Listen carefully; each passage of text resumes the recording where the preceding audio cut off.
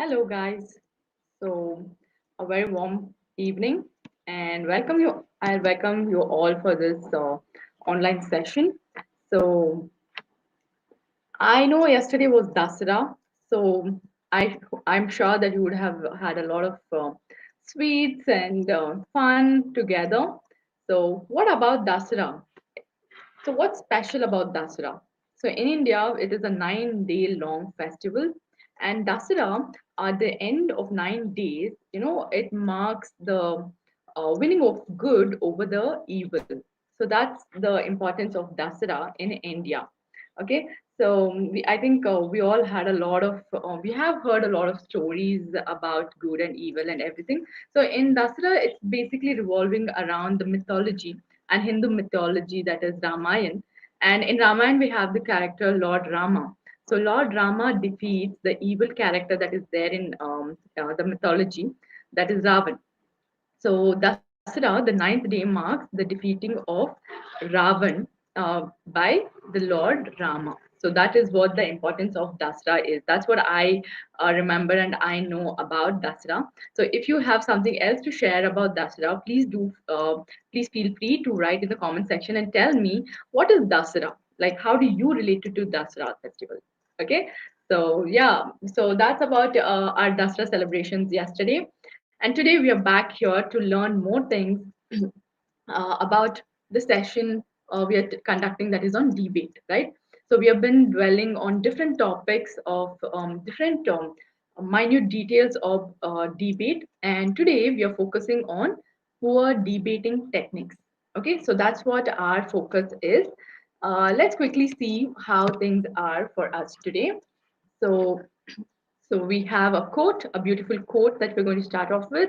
Then we'll have a small GK round. So we'll try to understand around the world questions. Okay, stick with me and we will learn. If we know, we can answer. If we know, we can answer in the comment section, and if we don't, it's a good time to learn about different topics around the world. Okay, so then we have as I told you, 4 debating techniques. We're going to discuss a lot of techniques which we are supposed to not do and not engage in while you want to be a good debater. Okay, so I you know what when I was growing as a child, it was so confusing for me to decide something, and I used to do this, reverse order of finding out what I like. So I used to delete things which I don't like, which I'm not supposed to do, or which I'm not good at. So I used to delete things in my list, and then I would get to the one which I am good at. So similarly, poor debating techniques are some things which you need to avoid, so that you're clear of what are the things that you're supposed to really keep in mind. Okay, so these are all the junk things. These are all the things that you're not supposed to do on debate. Okay, so yeah, so that's what we're going to discuss today. And we are going to have a little bit of fun in between. So we'll have different characters here, and I'm going to show you some characters, and you need to guess what characters are there. And as usual, yesterday and in the last sessions, I have suggested few topics, some recommendations I had given you, so that you can do your own, preparation for each topic. I hope you are doing it. If yes, please give me a thumbs up in the comment section. If you people have started researching about a particular topic, how far you have come, please let me know in the comment section.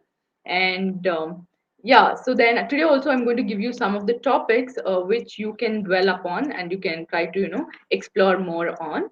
And we'll wrap up with what we have learned so far, which is a must in our sessions.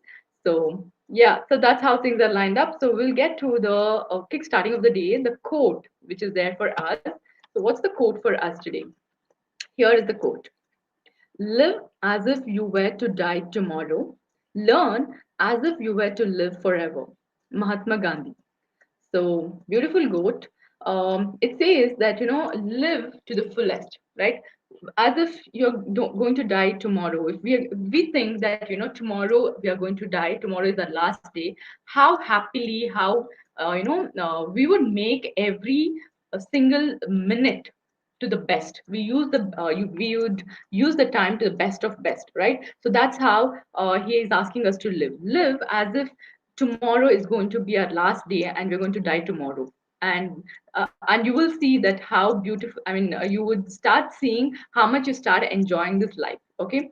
And also he says in another sentence that learn as if you were to live forever. This is again beautiful, because why do you learn things? Because you want to, um, because you're sure that tomorrow you might have to use your learning somewhere, right?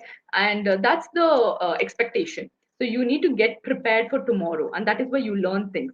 So he says learn as if you were to live forever, and live as if you were to die tomorrow, right? So that's a beautiful quote for us to remember. And yeah, here, got it. Um, Now we have the next thing, that is around the globe, right? So we're going to learn some questions I'm going to pose on general knowledge about around the world topics. So if anyone can answer this, please do type it in the comment section and I can take a look at it. And if we don't know, we'll explore together, right? So the first question is this. Which country gifted the Statue of Liberty to USA in 1886? Which country gifted the Statue of Liberty to USA in 1886? Any answers? Anyone who can guess this? Which country do you think gifted the Statue of Liberty to USA? Anyone? Anyone? In the comment section, please. Okay. Let me let me show you the answer. So it was French. It was French who actually gifted the Statue of Liberty to USA, and yeah, um, that's something for us to learn. And next question: which country is also known as Land of the Midnight Sun? Which country is also known as Land of the Midnight Sun? And I did a little bit of research on this question, because it was really different for me too. And I also did my research about this. Anyone who can guess this answer? I'll give you a clue. Uh, the country name has Way in it. The second part of the country is called Way. So, what country is this? Anyone? Okay, let's leave the answer. It is Norway. Norway is a country which is also known as Land of the Midnight Sun. And you know why is it called so? I just read through, and it says that the sunset kind of merges with the sunrise, it seems. So that is why it is called the Land of Midnight Sun. And there is no darkness in between these two phases that is happening. Okay, so that's why it is called Land of the Midnight Sun. Beautiful, right? So there's so many unique things to explore around the world. That's what it reminds me when I read these things. So the next question is, which country is also known as the Land of Thousand Lakes? Which country has like many, many lakes? Which country is also known as the Land of Thousand Lakes? And again, the clue for this would be there is a land within the name of this country. The word land exists in the country's name. Anyone can guess? Right. The coming answers are coming, but let's see the right answer. It's Finland. Finland, it's famous for the number of lakes it possesses. It kind of has like so many, many, many lakes. So that's the country which is called the Land of Thousand Lakes. Okay. Okay. There's the last question for us. In which country white elephant is found? In which country do you think white elephants are found? Anyone? Again, this also has a land in the country's name. In the country's name, it ends with land. The second part of the country's name is land. So, which country? In which country white elephant is found? We finished Finland, so there should be some other country that you have to be guessing. Let me give it the answer. Thailand. So you find a lot of white elephants in Thailand. Okay, so I think we are learning a lot of things. The next one, which continent has the highest number of countries? Which continent has the highest number of countries? And if you can tell me how many countries.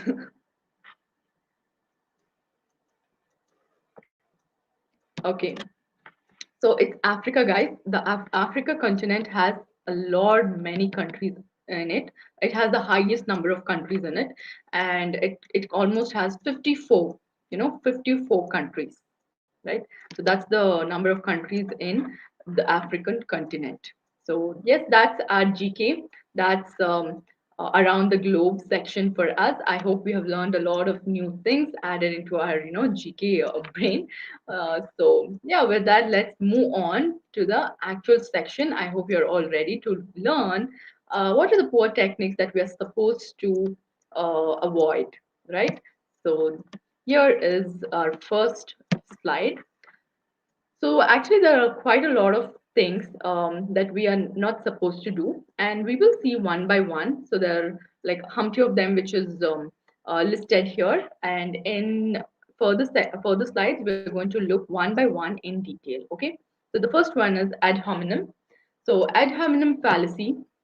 It means who uses personal attacks rather than the logic, right? Which is something we should avoid in our debates. Okay, so I have told already this. It's all about the topic. The debate is all should always be revolving around the topic which is given to you and not anything related to the person himself. Okay, so if you try to bring in the personal character of that person, or physical appearances, or maybe the background from where he's coming, do not touch upon these things. Ad hominem fallacies are something when you use personal attacks rather than logic. Okay, so your discussion should revolve around the logic and not on these personal traits of a person. Okay, so mostly these kind of things happen in political grounds, so that they kind of deviate from the actual topic itself, but they try to get more attention towards the person's character, so that they kind of deceive people from voting that particular person.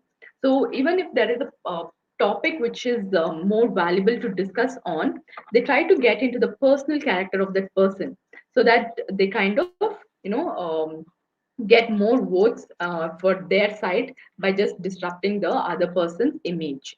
So, but we should be careful that we should not get into this kind of a argumentation, because we are talking about getting valid and good information about the topic we are discussing.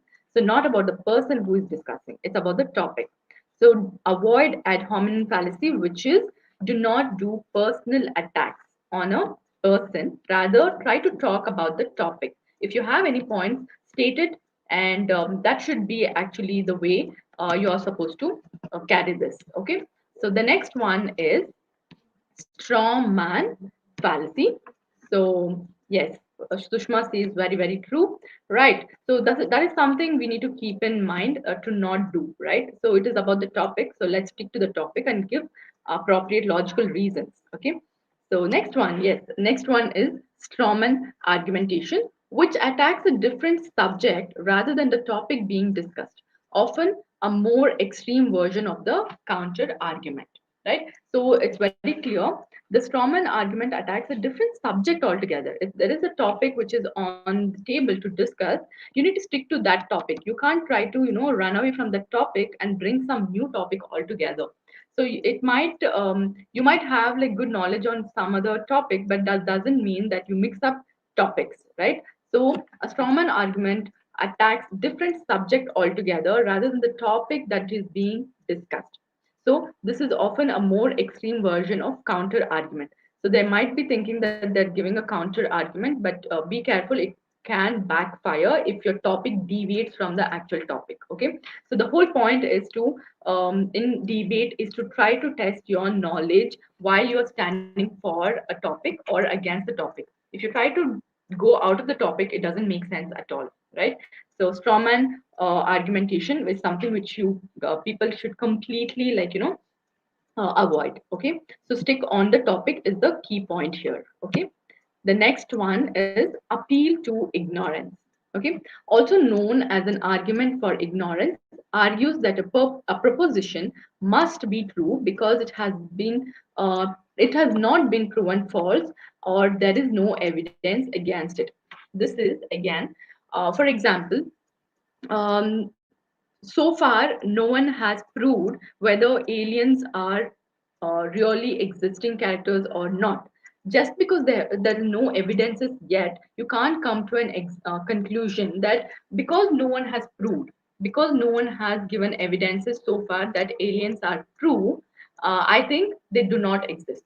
These kind of statements should be avoided. This is called appeal to ignorance. Okay, so just because the evidences are not yet there, it doesn't give you the right to conclude that, hence that it is it doesn't exist, right? So try not to give your own stance to something just because the evidences are not there at this point of time. Okay, maybe after some times, after some years, there will be good amount of research done about it, and you will find some evidences for it. Okay, so do not conclude based on your uh, opinions on what you think, just based on whatever has happened so far. Okay, you kind of at least include the point that so far no one has given evidences for alien existence. Okay, so that you just can end with that. Do not go further and say, hence I say that aliens do not exist at all. Do not do that. That segment has to be cut. Okay, so that's appeal to ignorance. Next is false dilemma. A false dilemma or false dichotomy presents limited options, typically by focusing on two extremes when in fact more possibilities exist. Okay, so this is again when you try to give two extreme options and tell that this is what you can do, like this is the only thing that you can choose from. For example, if you say donate for such a such campaign, hence only then you are supporting the country's progress. If a statement is made like this, then it is a false dilemma. It doesn't it nowhere is like true that only when you donate to some campaigns you are actually helping the world to improve in any angle. Okay, even if you don't actually have the capacity to contribute some money fact, you can actually contribute to the world's betterment in many other facts, in many other angles, right? You can be conscious about the natural resources that you're using. You're still contributing to the country, right? So in this way, you can actually try to be more compassionate to one another in this world. You're still contributing to the better world. Okay, so false dilemma is when people try to tell that two extremes, you contribute to the world, only then you are helping for world betterment. That's a complete false dilemma that people are put into. Okay, so it's kind of polarizing people.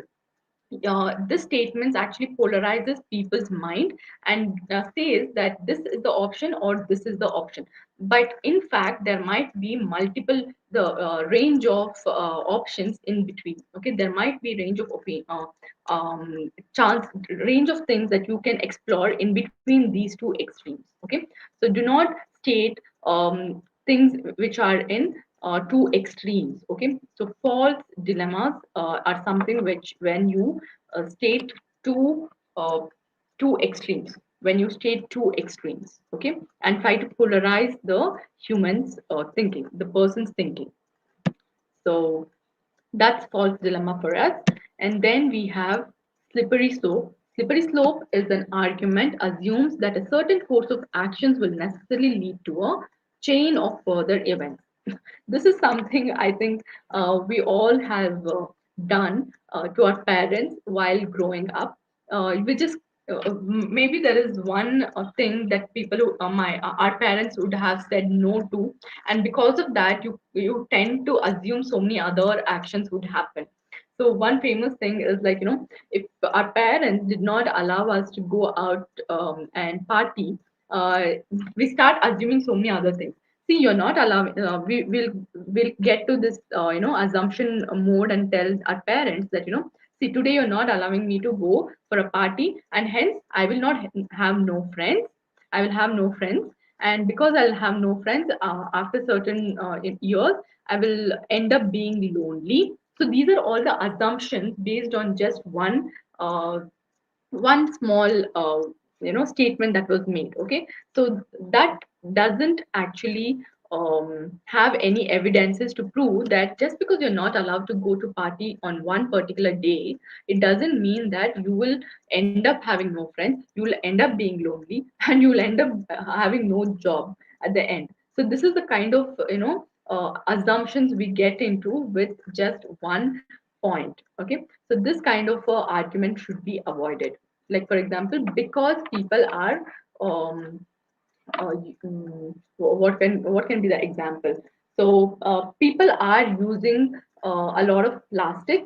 So but people are also getting aware of these right now. So with just this one fact that people are getting aware about the usage of plastic, you can't assume that in next 20 months or next 24 months we will be free of all the plastic. This is an assumption. Okay, this is the first step people have taken, but that doesn't prove that within next 24 months, that is in 1 or 2 years, we will completely get rid of the plastic usage. That is like completely um, assuming things. Okay, so do not assume things based on one action that has been taken place. Okay, so that is slippery slope arguments which has to be avoided completely.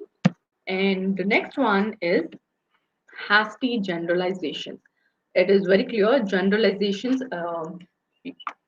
We are not supposed to generalize things. A hasty generalization is a claim based on few examples rather than substantial proof. Okay, so if there is maybe um, 10 people around, and there are seven of them stating one point. Now, that doesn't mean that just because seven people are taking one side, it doesn't give you the authority, or it doesn't give you that right to state that, this is the right thing to do. If seven people are saying, um, let's not go to this particular place, just because seven people are standing for it, you can't generalize that, oh, that place is good or that place is bad. Okay, you cannot generalize based on the number of people standing for one particular side. Okay, so do not generalize a claim based on few examples. Rather, try to find substantial proofs for it. Okay, if someone is telling this is a good place to go and explore, try to understand why is it good place.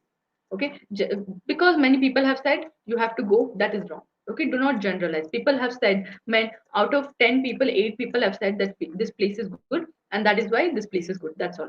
If you stop there, that is not a good debate skill.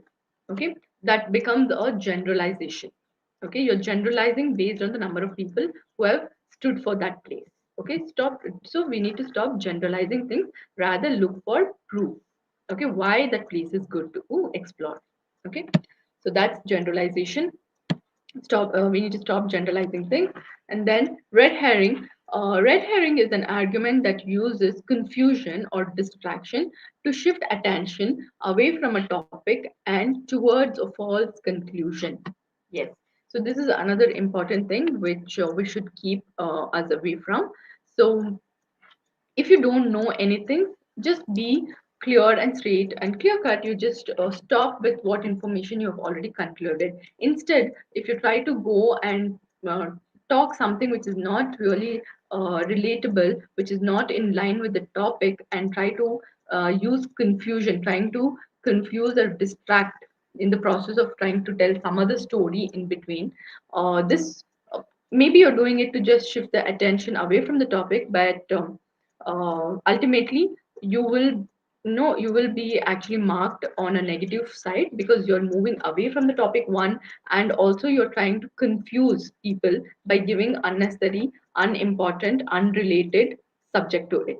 Okay, so something anything that you actually use away from the topic to just create confusion on the other party, which is called red herring argument. Okay, trying to create confusion in the other's uh, mind.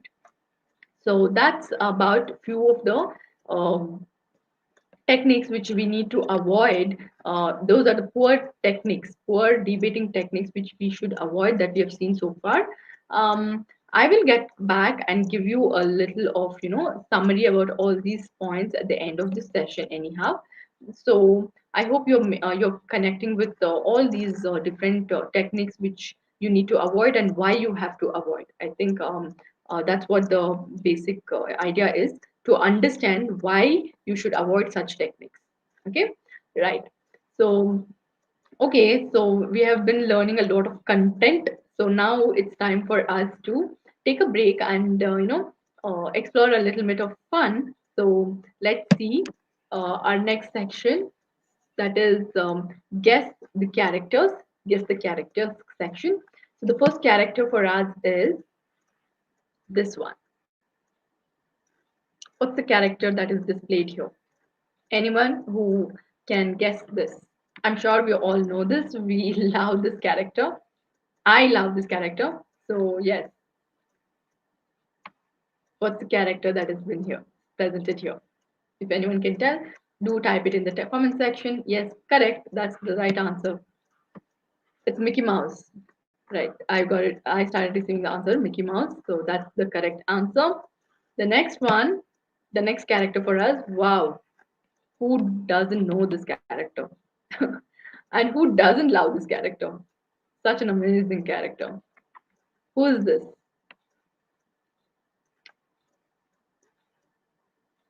Right, it's Jerry, right? The Tom and Jerry character, we love this. So it's Jerry, right? The next one, what characters are these? What characters are these? Who knows these characters? Type it in the comment section and let me know. What characters are these? Okay. Powerpuff Girls, right? Powerpuff Girls. So there used to be, like I have three cousins who are all three girls, So we used to call them Powerpuff Girls, like group of three Powerpuff Girls. So I remember this character very well. And yeah, next one, the last character for us. Guess this character. Who is this character? Another famous character in cartoon these days. It's a recent addition, I guess. I mean, like compared to what I have been seeing, this is something new that is added like now. So, what character is this? Yes, SquarePants. Yes, the other part is SpongeBob. SpongeBob SquarePants. The characters are called SpongeBob characters. Okay, beautiful. That was nice. That was a good, time to just relax, get away from the content oriented thing, and I think we got enough relaxation and refreshed ourselves, right? So yes, cherry. Okay, there is no cherry here, but wait, Aras, so thank you for responding. Okay, stay along and we'll try to learn more things about debate, and we're going to next techniques which has to be avoided. So the next one here is equivocation. Equivocation, yes, it's a very important terminology, guys. Equivocation happens when a word, phrase, or sentence is used deliberately to confuse or deceive or mislead. Okay, equivocation is when a same word, a kind of, the same word when used in different context, it means completely different things. Okay, so you cannot use that word just because that you know about that, for example, let me give an example to make it easier. So the word star, right? The word star, which means a celestial body, right? One meaning of star is a celestial body, whereas the other meaning of star is also a famous person. right? So you can't mix up these two things just because the word star means celestial body and also famous character. It has to be appropriate to your argument. In your argument, what is the right definition of star that you want to use, right? You need to use that definition rather than equating it to some other phrase or some other meaning that the word will have. Okay, so equivocation is when you try to confuse the other party by using a different definition for that word. Though the word has different definitions, you need to be sure that which definition suits right for your context. Okay, so especially when you do this intentionally, deliberately to confuse and deceive, it is called equivocation. Okay, equivocation fallacy that you are trying to use. Okay, we know you might think that you will get away because I know star means a celestial body, a star means a famous person. But in your context, if it is about celestial body, the debate is about celestial body, then you use the star in that context. Do not bring in the other definition of the star. Okay, so that's equivocation for us. And next one is circular arguments. Circular arguments, I think the word defines it for us. Circular arguments occur when a person's argument repeats what they have already assumed before without arriving at a new conclusion. Okay, so this is when uh, see, debate is all about we need to give proper evidences and reasons for why you're stating something, right? So circular arguments are when you state that, I think, in my opinion, okay, in my opinion, this is the thing, and because I believe this is true, this has to be true. Some things like where these are the things which are going in circular motion. Okay, the circular arguments is when you're not giving the actual reason why we have to believe you. Rather, you're just telling, I am stating it, and I myself am the evidence. So this will not hold good. Okay, so we know that we are standing for an opinion, and that is why we are here to understand why you're standing for that opinion. You can't use yourself as a evidence. Okay, you can't use yourself as an evidence unless and until you have done a thorough research and have particular depth of knowledge about that subject, and you have an article in your name. Unless and until you have all these things, you can't say that, in my opinion, I think non-veg is bad for health. That is why we should avoid non-veg. So that's a wrong thing. Okay, that's a circular argumentation. Why you're believing that? So you have to give reasons for it. Okay. Yes. So that is going under circular arguments. Next one is appeal to pity. An appeal to pity relies on provoking your emotions to win an argument rather than factual evidences, right? So when you try to tell emotional stories about yourself, or trying to bring your personal things, personal stories, and try to get people's attention because of that, then it is called appeal to pity.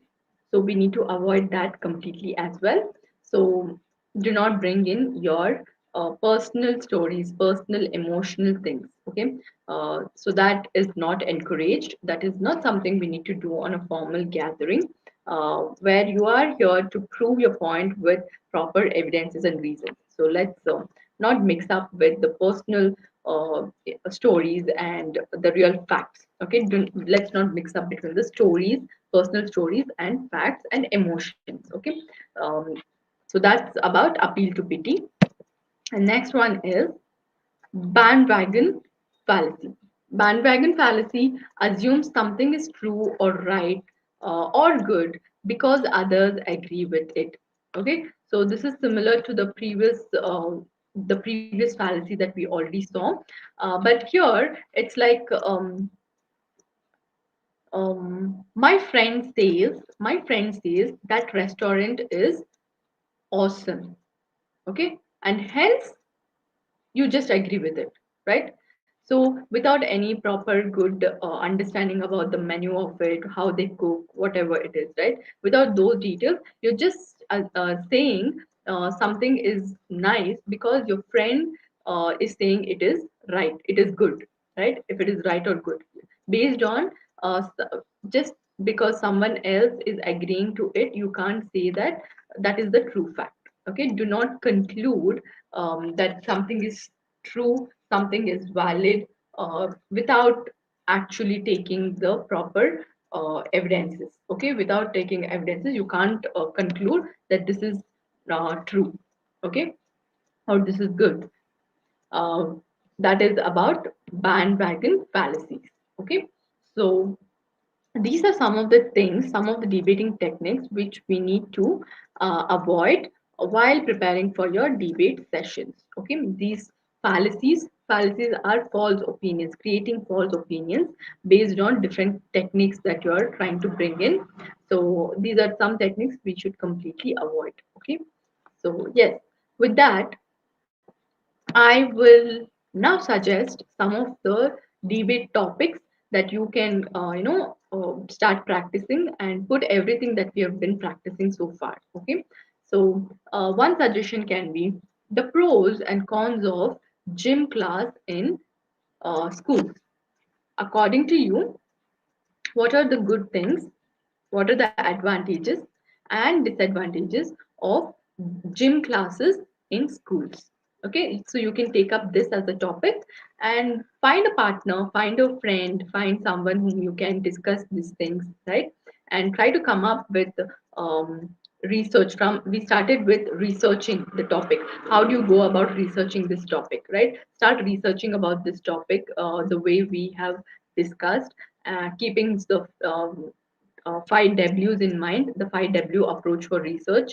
Probably you can start with that, right? And try to analyze the do's and don'ts, what we discussed. And then we also discussed about some of the tips, some of the good things that you can remember at the end of preparation of the whole debate, whether all these things are intact, right? So try to see that.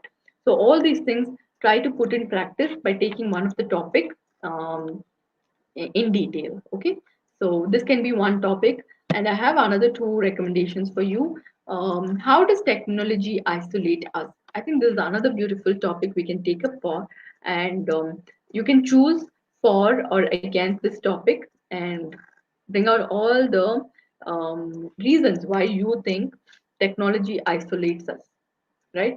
So one of the top thing that comes to my mind is that now that we are connected with everyone yet so disconnected, that is because we are connected to through the technology, that is the social media, but we are disconnected live, face to face, right? We don't understand each other directly, rather we are just connected through the social media platforms. So in that way it kind of isolates us on a emotional and good bonding level, right? So yeah, so try to bring in more pros and cons for this. um, the next suggestion is, are sport stars paid too much? Do you think sports stars are paid too much? You can actually think about this topic as well. So something, see, as I told you, the learnings that comes along with debating skills, when you're learning debating skills, you're kind of actually going out of your comfort zone from your disciplinary subjects, right? Generally we learn science, math, we stick to these kind of subjects in school, right? So this kind of topics in debate will encourage us to kind of explore different topics other than the general subject knowledge that we actually gain in class, right? So our sports stars pay too much, we might not even have thought about it until this topic came up here, right? So this is some, so while reading about this you will learn a lot of things, you'll learn a lot of information that you were not aware of, right? So that's how debate skills actually work. The learning that you get is immense. Okay, so next, grades should be abolished. Who else can answer this better than you guys, right? You people can actually tell about this better than a teacher point, I guess. So grades should be abolished. Do you stand for or against? It would be lovely if I can really hear at least one point on this topic, right? Each one of you, if you can just type and tell me whether are you uh, mm, for grade system, or are you against grade system? What do you say, guys? I would love to hear from you. Are you for grade systems, or are you against this grading system of education, which is marking you and telling that marks define you? Does marks define you? Is that what you believe? You can give in the comment section. Are you for or against this topic? How many of you are against this topic? How many of you are for this topic? Grades should be abolished. The marking system should be abolished in education system. That's what this means.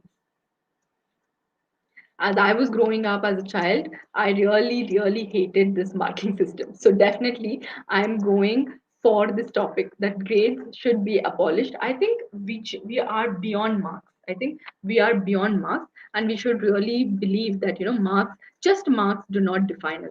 Probably marks are important to a certain level, but that should not be something which defines you as a whole person, right? So you are not just what the marks reflect on that paper. So people, please understand, marks is not everything. Okay, so that doesn't define you completely. Okay, that's what I would like to say. We have a lot of other things which we are not able to evaluate in our grading system. Probably someone is really, really good in crafts, creativity, right? But all these things are not considered in our marks sheet. Why not? Because even these things are talents, right? Mark system are taking into consideration only our intellectual knowledge, I would say. So maybe that's how it's been easy for us to keep a record of so many children coming in. But definitely, marks do not define us completely. Okay, so that's just part of us and not entirely what we are. Okay, so that's something I think we should really explore. Grades should be abolished or not abolished. It'll be great to listen from students, you guys. Okay, yes. So the last section, what we have learned so far, right? So with every session, we'll have this round to reflect on how much we have understood in our complete session. So the first question is something like this. It is fair to attack someone on the basis of their personal characteristics. Is it is it true or false? It is fair to attack someone on the basis of their personal characters. Should we be doing this or should we not be doing this?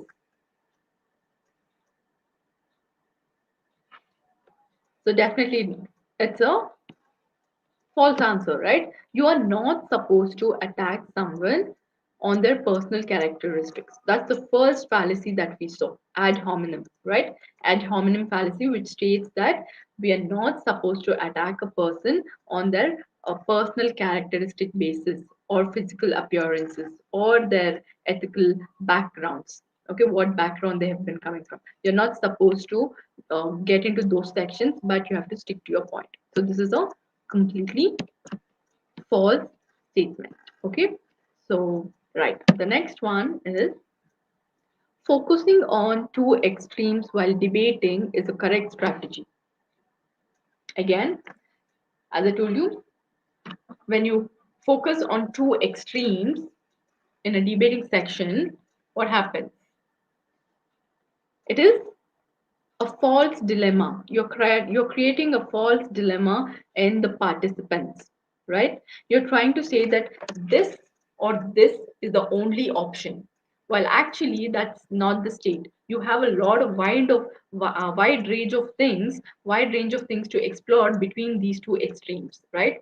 So it is a false dilemma fallacy, and this should be again avoided. Do not focus on two extremes. Okay, so that's a false statement for us. And the last one is something like this.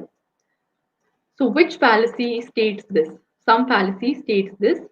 One usually claims argument without any substantial proof. This is one form of a fallacy. True or false? Is this one form of a fallacy or not? One usually claims arguments without any substantial proof. It is a form of fallacy. True or false?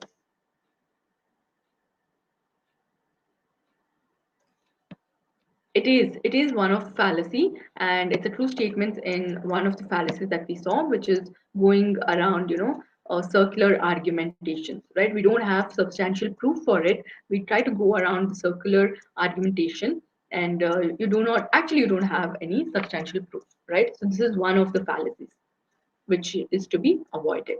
Okay, so that's what we have discussed today. Let me just quickly give you that one slide what encapsulates all the fallacies that we have discussed so far. Ad hominem, ad hominem fallacy, strawman argumentation, and appeal to ignorance, where just because many people, crowd is telling that this is, if a large group of people are telling that this shop is good, doesn't mean that shop has to be good. So do not get into the ignorance cycle. Okay, false dilemma when two extremes are considered, right? Dilemma is when you're trying to create um, um, polarized people, right? You're trying to polarize people. That is false dilemma. Okay, you can't say this or this. There is something in between that people can explore. Do not make statements that it has to be this or it has to be that. So that is something we need to avoid. False dilemma. Slippery slopey fallacy. We said a beautiful example, that is, as child, one statement, you try to assume so many things will happen because of that one thing. As the example was about the party. If your parents said no to party, stop assuming that you will end up having no friends, you will end up being lonely. So all these extra assumptions is slippery slope fallacy. Okay, so do not get into that kind of argumentation. Okay, you stay in the first point, stick to that first point alone. Do not tell because of this will happen, this will happen, which will have no uh, actually facts to support those things, because it's just your assumption, right? Then we have circular argumentations, again without any substantial facts. When you go in circles trying to tell the same thing, what you believe in your mind. So, rather than telling what is the facts, if you try to tell what is in your brain, what you believe is true, that is circular argumentation. Hasty generalization, next one, again generalizing based on number of people voting to something, right? So that is generalization. If and also generalization is when um, a small kid, okay, for example, a small kid gets scared seeing one person who has long beard. Okay, so that doesn't mean that all the people who have long beard, she should get scared, she should be scared of, right? Because probably that particular guy with some other things also would have triggered the girl to be scared. But that doesn't mean you generalize telling that every bad person will create fear in children. So that's a very hasty generalization that we can make. Okay, uh, uh, very simple example, but yet very appropriate for this. So just because one girl is getting scared by a person who has long beard, you can't generalize that all children will get scared by the bad person, or all if there is some other people with a beard, the child has to get scared of that people also because that person has beard. Okay, so this is all hasty generalization. Okay, then we have red herring fallacy, equivocation. Equivocation is one important thing. Again, I told you. So there will be words which will have different meanings on the context. So stick to the right context. The word, use it in the right context. Okay, so we saw the example of star. Star means a celestial body. Star means a famous person. So in your argumentation, whatever is the appropriate thing, use that. Okay, so that's the equivocation, don't try to mix up things, and then appeal to pity, something to be avoided. Do not bring your emotions, personal stories on the debate stage. That is not going to fetch us anything, okay? Because the debate is all about facts. So do not try to wake your emotions up and bring that there and try to get points from other people by just touching the emotions. So do not do the appeal to pity format of debating, trying to bring your emotional stories. Okay, do not bring your emotional stories. And then bandwagon fallacies. Bandwagon fallacies again. Someone has said that this is right, and hence this is right. So that kind of argumentation is also not good. Why that is right is something we are looking for. So one key takeaway for all the things that we have been discussing so far about debate is you need to state why. The question why has to be very clear. Okay, why do you state uh, this particular statement is true? And if you have to define why it is true, you need to bring in proper evidences and reasons and facts and statistics, and not any of these things. Not any of these things. Trying to bring some personal characters involved, or personal characteristics involved, or emotions involved, going in circular arguments, all these things will actually, it's something which will really not work out in debating. Okay, so that's the idea that why we are sharing this, um, some debating techniques which we keep in mind to not involve.